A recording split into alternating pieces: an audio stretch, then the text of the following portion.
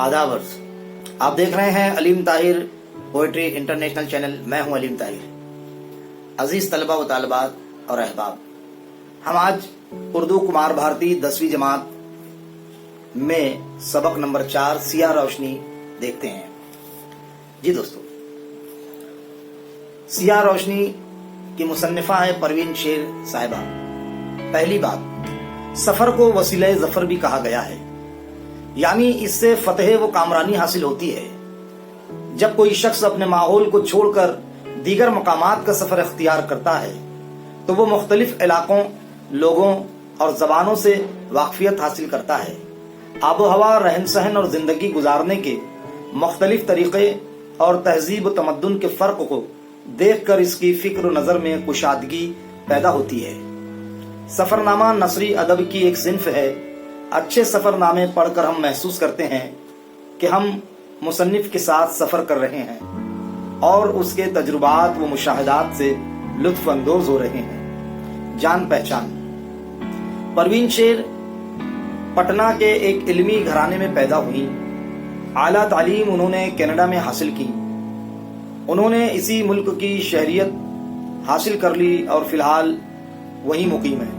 उन्होंने उसी मुल्क की शहरियत हासिल कर ली और फिलहाल वहीं पर मुकीम हैं। शायरी के अलावा परवीन शेर ने मुसव्विरी में भी खूब नाम कमाया है।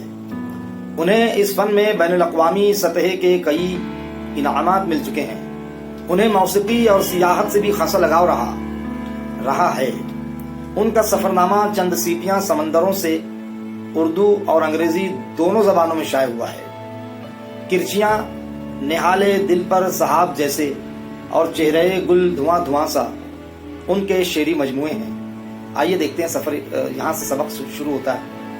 तैयारा अपने आहनी परों को फैलाए जमीन के सपाट सीने पर आहिस्ता आहिस्ता चल रहा था। रफ्ता रफ्ता उसकी रफ्तार तेज हो रही थी। फिर दूर तक फैले हुए रनवे से एक लंबी जस्त लगाकर वो फजाओं में परवास करने लगा। ऊपर और ऊपर जमीन दूर होती जा रही थी और छोटी।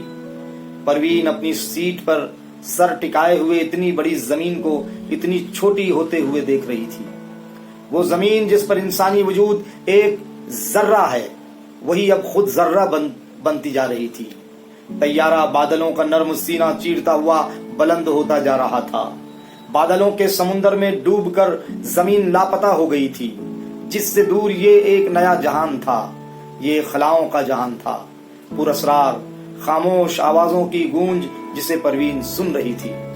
जमीन से दूर उस नए जहान में आकर दिल की अजीब कैफियत थी जिसका कोई नाम न था। एक अनोखा एहसास था, एक तिफलाना ख्वाहिश थी खिड़की से बादलों की आगोश में कूद जाने की।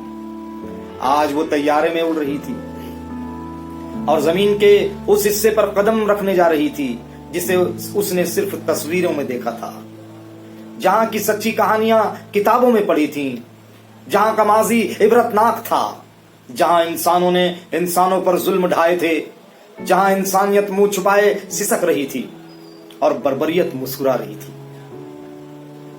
परवीन ख्यालात के समंदर में गोते लगा रही थी, डूब रही थी, उभर रही थी। जोहान्सबर्ग पहुंचने में 10 मिनट बाकी थे। परवीन के शरीके हयात वारिस और बेटे फराज की आंखें नींद में डूबी हुई थी। परवीन की पलकें भी बोझल हो रही थीं। जब उसकी आंखें खुली तो मंजिल करीब थी। तैयारा नीचे उतर रहा था। जमीन करीब आ रही थी। लकीरों पर रेंगती चींटियां बड़ी बड़ी गाड़ियां बन रही थीं। छोटी छोटी डिब्बियां आलीशान इमारतों में तब्दील हो रही थीं। जमीन का सीना फैलता जा रहा था और परवीन के दिल की धड़कनें तेज होती जा रही थी।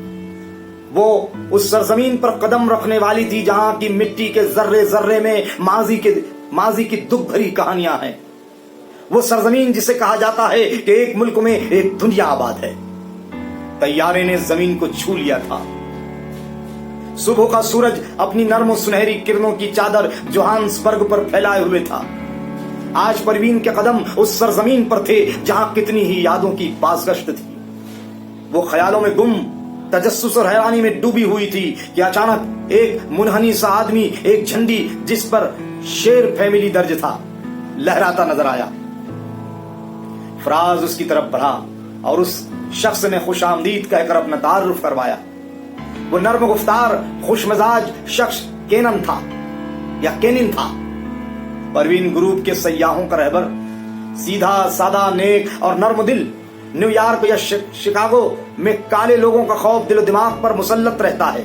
लोग उस इलाके में भी नहीं जाते जहां उनकी अक्सरियत होती है, लेकिन अब उसे इस खौफ पर हंसी आ रही थी। केनन की शख्सियत और इर्द गिर्द कालों का जम्मे गफीर, उनके चेहरे बता रहे थे कि तमाम इंसान बुनियादी तौर पर यकसा हैं। कोई पैदाइशी मुजरिम नहीं होता, कातिल नहीं होता, बल्कि हालात का शिकार होता है। केनन के साथ उसके ग्रुप के 11 सयाह वैन में बैठ गए थे। वैन जोहान्सबर्ग की सड़कों पर दौड़ रही थी, होटल वांडर्स की तरफ। केनन हाथ में माइक पकड़कर अगली सीट पर बैठा हुआ था। उसकी आवाज वैन में गूंज रही थी। वो कह रहा था, जोहान्सबर्ग में साउथ अफ्रीका का सबसे पुराना स्कूल है जो 1895 यानी 1895 में तामीर हुआ था। नेल्सन मंडेला के दोनों मकानात यही हैं।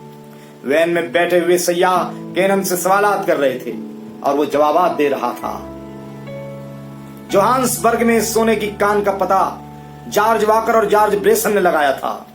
साउथ अफ्रीका कुदरती वसाइल की वजह से दौलतमंद हो गया क्योंकि यहां सोने और हीरे के जखायर हैं। यहां गोरों की आबादी 10% है। यहां मौसम सरमा जुलाई से शुरू हो जाता है। केनन बोलता जा रहा था। परवीन वैन की खिड़की से बाहर देख रही थी, मकई के खेत के रंगों से सुरूर हासिल कर रही थी और केनन की आवाज से इल्म के मोती चुन रही थी। स्वेटों की सड़कों पर सुबह की नर्म धूप अपने सुनहरे परों को फैलाए बैठी थी। सड़क के किनारे रंग ही रंग थे। छोटे छोटे स्टॉलों में फनकारों के फन चमक रहे थे। मुजस्समे और क्राफ्ट, मुसव्विरी और रंगीन पोशाक। फुटपाथ पर भी चादरों पर तरह तरह की अशिया बराए फरोख्त मौजूद थीं। लोग मोल तोल कर रहे थे। परवीन उस दुकानदार औरत की बेबसी को देख रही थी जिसे अपनी बका के लिए कीमत कम करनी ही थी। वैन का ड्राइवर योपा था। उसने वैन स्वेटो के एक मफलूकुल हाल इलाके में रोक दी थी। सब सयाह बाहर निकलकर केनन के पीछे पीछे चल रहे थे। गर्दो गुबार में डूबी हुई कच्ची सड़कें, तंग गलियां, बदरंग छोटे छोटे घर, कहीं कहीं गढ़ों में जमा हुआ पानी, नंगे पांव बोसीदा कपड़ों में खेलते हुए बच्चे, घर के दरवाजों पर बैठे हुए चाय पीते हुए गपशप में मसरूफ लोग जिन्हें जिंदगी की दौड़ से कोई मतलब न था। मकानों के सामने तारों की जंगालूद बाड़ और हर घर पर टीन की छत। यह इलाका जोहान्सबर्ग से 20 मील दूर था। इसे स्वेटो कहते हैं। अपार्थाइड के दौरान कालों को इसी जगह भेज दिया गया था। स्वेटो का माहौल और कच्चे रास्ते, गलियों से उड़ती हुई गर्द के जर्रे कह रहे थे कि किस तरह वो मुल्क दर्द का गहवारा बना था। गली की धूल परवीन के कदमों से लिपट रही थी और वो सोच रही थी कि सयाहत सिर्फ जमालियाती ज़ौक़ की तस्कीन नहीं, खुरदुरी बदसूरती की आगाही का नाम भी है। सयाहों ने स्वेटो में एक गरीब खानदान के खस्ताहाल 2 कमरों के मकान को भी देखा, जिसके दरो दीवार बदहाल थे, जिनका रंग उड़ा हुआ था। कमजोर सुतूनों पर टीन की छत टिकी हुई थी। एक बाथरूम सहन में था जिसे हमसाये भी इस्तेमाल करते थे। 2 कमरों के इस घर में 9 अफराद रह रहे थे। एक छोटे कमरे में बिस्तर और मेज के दरमियान चलने की जगह भी नहीं थी। छोटी सी खिड़की से रोशनी भी सहमी हुई से अंदर आ रही थी। एक कमरा ज़ईफ बाप का था, नीम रोशन, छोटा सा पुराना बिस्तर और छोटी सी रंग उड़ी हुई मेज थी। इस कमरे के एक कोने में बोसीदा कुर्सी पर एक 9 उम्र लड़की बैठी हुई कोई रिसाला पढ़ रही थी। उस लड़की के चेहरे पर परवीन ने बेजारी के आसार देख लिए थे। उसकी आंखों में उसने खुददारी की परछाइयां भी देख ली थी। लड़की के 9 उम्र खून में गम और गुस्से की लहरें नजर आ रही थी। परवीन का दिल उस बेजार लड़की से बहुत सारी बातें करना चाहता था। वो लड़की के करीब चली गई, सवाल किया, क्या तुम क्या तुम यहीं रहती हो? उसने बहुत रूखा सा जवाब दिया, यकीनन यकीनन। शायद इस नौजवान लड़की को, जो सिर्फ 16 साल की थी, अपने वजूद, अपने खानदान और अपने घर को नुमाइश का सामान बनाए जाने का शिद्दत से एहसास था। सयाहों के लिए उनकी खस्ताहाली, उनकी बेबसी एक तफरीह बन गई थी। दस्तूर ये था कि सयाह हमेशा उस घर के गुर्बत का नजारा करके उन्हें कुछ उजरत दे देते, जिससे घर के अफराद को खाना नसीब होता था। तमाम सयाह बेनियाजी से उस घर के रहने वालों की कठिन जिंदगी को तफरीही नजरों से देखकर बाहर निकल गए थे, कुछ पैसे देकर, जो एक रस्म थी, मगर जिंदगी के ये तजादात परवीन के लिए मुअम्मा थे। सब सयाह उस घर से यूं बाहर निकल आए जैसे कोई दिलचस्प फिल्म देखकर सिनेमा हॉल से बाहर निकले हों। नंगे पांव और फटे पुराने कपड़ों में मासूम बच्चे भी सयाहों के पीछे पीछे चल रहे थे। शायद उनके लिए ये लोग अजूबा थे। एक बच्चा तकरीबन 7 साल का फराज के करीब आ गया और उसने बिला झिझक फराज से बातें शुरू कर दी। वो फराज के पेशे के बारे में पूछ रहा था। कच्चे जहन के पुख्ता सवाल ने परवीन को हैरान कर दिया था। फिर उस लड़के ने कहा कि मैं वकील बनना चाहता हूं। परवीन उस मासूम के ख्वाब के मुताल्लिक सुनकर हैरत ज़दा थी, कुछ उदास भी। अब तकरीबन 20 बच्चों का झुंड सयाहों के साथ साथ चल रहा था। कैनन से इजाजत लेकर परवीन ने उन बच्चों के लिए चॉकलेट और खिलौने खरीदे। वो बारी बारी उनमें ये सौगात बांट रही थी।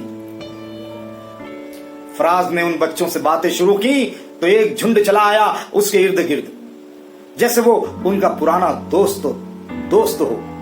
परवीन की आंखें फराज की नरमी, रहमदिली और इंसानियत देखकर नम हो गईं। फराज भी बच्चों को खिलौने और बिस्किट खरीद कर दे रहा था।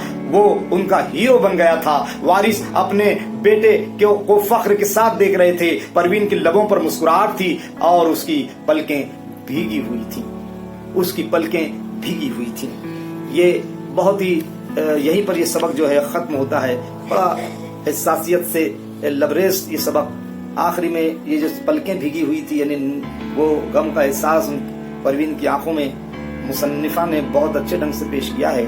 यहाँ पर मानी व इशारात भी दिए गए हैं। तैयारा, हवाई जहाज, रनवे, हवाई पट्टी, तिफलाना, बचकाना, बच्चों जैसा, इबरतनाक, सबक आमोज, बर्बरियत, जुल्म, शरीक हयात, शौहर, बीवी, मुसल्लत रहना, गालिब रहना, सवार रहना, ज़खीरा की जमा यानी ढेर, जम्मे गफीर यानी हुजूम, स्वेटो अफ्रीका के काले गरीबों की नई बस्ती, स्वेटो साउथ वेस्टर्न टाउनशिप, और अपार्थाइड यानी नस्ली भेदभाव, मफलूकुल हाल यानी नहायत गरीब, खस्ता यानी टूटा फूटा, तजाद की जमा यानी उलट जिद।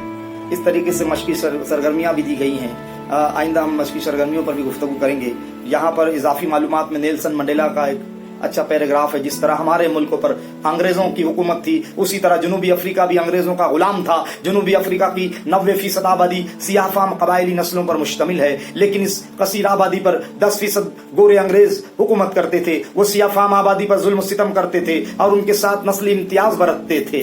सियाफामों को बराबरी का दर्जा हासिल नहीं था। इस नस्ली इम्तियाज, जिसे अंग्रेजी में अपार्थाइड कहा जाता है, के खिलाफ नेल्सन मंडेला ने आवाज उठाई और सारी उम्र जनूबी अफ्रीका की आजादी के लिए जद्दोजहद करते रहे। नेल्सन मंडेला का पूरा नाम नेल्सन रोली लाला मंडेला था। वो 18 जुलाई 1918 यानी 1918 को पैदा हुए। उन्होंने कानून की पढ़ाई की और जोहान्सबर्ग में वकालत करने लगे। यहीं से वो जनूबी अफ्रीका की आजादी की तहरीक में शामिल हुए। 1944 यानी 1944 में वो अफ्रीकन नेशनल कांग्रेस ANC में शामिल हो गए और ANC की यूथ लीग की बुनियाद डाली। अंग्रेज हुकूमत ने उन्हें 27 वर्षों की तवील अरसे तक जेल में कैद रखा। आखिरकार मुल्क में फैल रही बेचैनी और बैनुल अक़वामी दबाव के तहत 1990 यानी 1919 में उन्हें आजाद कर दिया गया। 1994 में जब जनूबी अफ्रीका में आम इंतखाबात हुए तो नेल्सन मंडेला की क़यादत में अफ्रीकन नेशनल कांग्रेस को अक्सरियत हासिल हुई और नेल्सन मंडेला मुल्क के पहले सियाफाम सदर मुंतखब हुए। नेल्सन मंडेला की जिद्दोजहद और कुर्बानियों को आलमी सतह पर बेहद सराहा गया। भारत ने उन्हें 1990 इन्हें 1990 में 1990 में भारत रत्न और पाकिस्तान ने 1992 1992 में निशान पाकिस्तान जैसे आला तरीन शहरी एजाजात से नवाजा। 1993 1993 में उन्हें नोबेल इनाम बराए अमन भी दिया गया। इन इनामात के अलावा भी उन्हें सैकड़ों एजाजात तफवीज किए गए। वो जनूबी अफ्रीका के बाबा कौम कहे जाते हैं। अफ्रीका की आजादी का ये मर्द मुजाहिद 5 दिसंबर 2013 को 95 यानी 95 बरस की उम्र में हमेशा के लिए खामोश हो गया, हमेशा के लिए खामोश हो गया। अजीज तलबा व तालिबात और अहबाब, अब तक के लिए बस इतना ही। अब दीजिए इजाजत अलीम ताहिर को, फिर मुलाकात होगी नए टॉपिक के साथ। जो लोग हमसे नए जुड़ रहे हैं उनसे गुजारिश करता हूं कि वो चैनल को लाइक करें, सब्सक्राइब करें, शेयर करें और कमेंट्स भी करें। खुदा हाफिज, जय हिंद, जय भारत।